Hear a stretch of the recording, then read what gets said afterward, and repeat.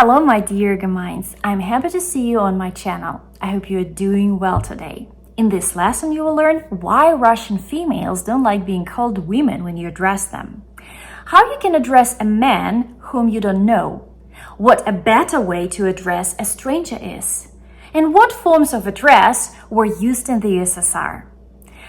I believe this information will be interesting and useful for you, especially if you're going to move to Russia or are planning to visit it as a tourist.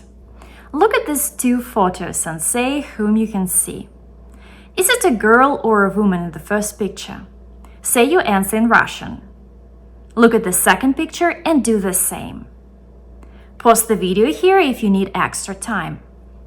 In the first picture, it's девочка. In the second picture, we can see женщина. So if we see a female who is younger than 14 years old, we use the word девочка. For example, девочка, сколько времени? Girl, what time is it? You may think, okay, it's easy, so if she is 14 years old or older, then we can use the word женщина. The answer is not exactly. Between девочка and женщина, there is another word. It's девушка. Девушка. According to the dictionary of the Russian language, девушка is a female who has reached puberty but is not yet married. Do some Russian ladies, including me, care what's written about the usage of this word in the dictionary? No, we don't. Nowadays, many Russian females prefer to be referred as девушка, and it doesn't matter how old they are and what marital status they have. I think it's offensive for some ladies because девушка is usually associated with youth, молодость or юность. I'm a girl. And it's very pleasant when people think that you look younger than you really are, isn't it? Well, you're probably curious, and what will happen if I call a 25, 30, or 35-year-old lady женщина? Well, females may react differently. Some females appreciate being addressed as woman, женщина, while others are less concerned. Some of them may not show that they were offended, but it definitely hurt their feelings. Some of them hate this form of address, and it's often written all over their faces. Other ladies may even correct you, not always in a polite manner. I bet you're confused now and wondering whether this form of address, женщина, is always disputable and offensive to some ladies. The answer is no. And I'll give you an example when this form of address doesn't seem rude to ladies. I'm sure that you've heard of International Women's Day. Международный женский день. Международный, international, женский, women's, день, day.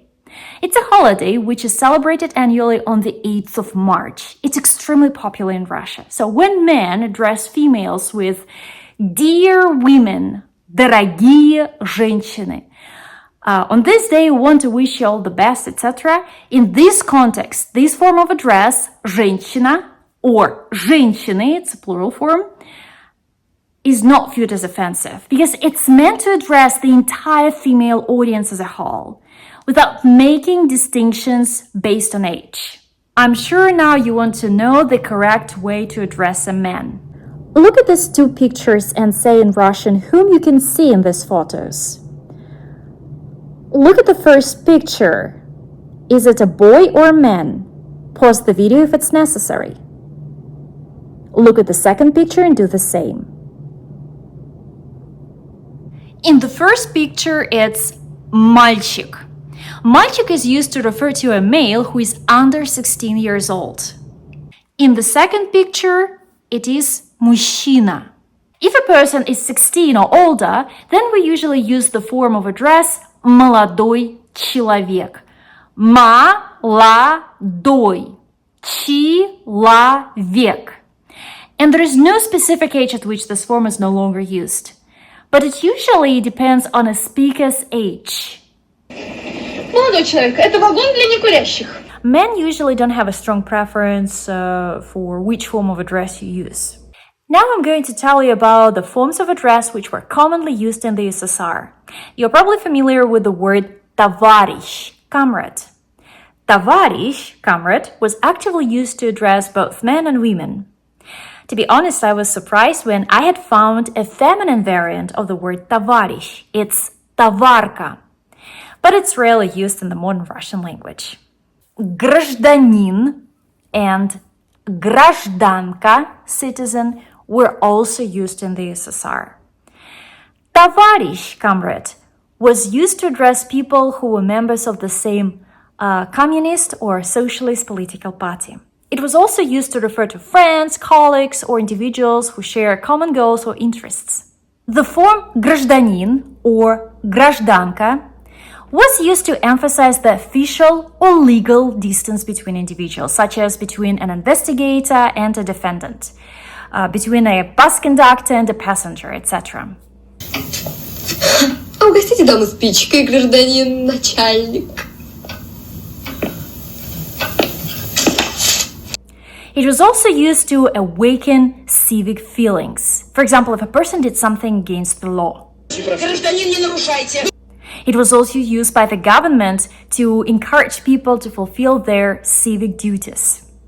Внимание! Говорит Москва. Передаем важное правительственное сообщение. Граждане и гражданки Советского Союза. These words are still commonly used in official documents, but they are not typically used as forms of address in everyday conversation. Now you probably have a reasonable question. Which form of address should we use? Personally, I try to avoid all these forms in conversation. I prefer to use the pronoun вы. It's more formal than ты when we address one person. And I add the ending те to a necessary verb.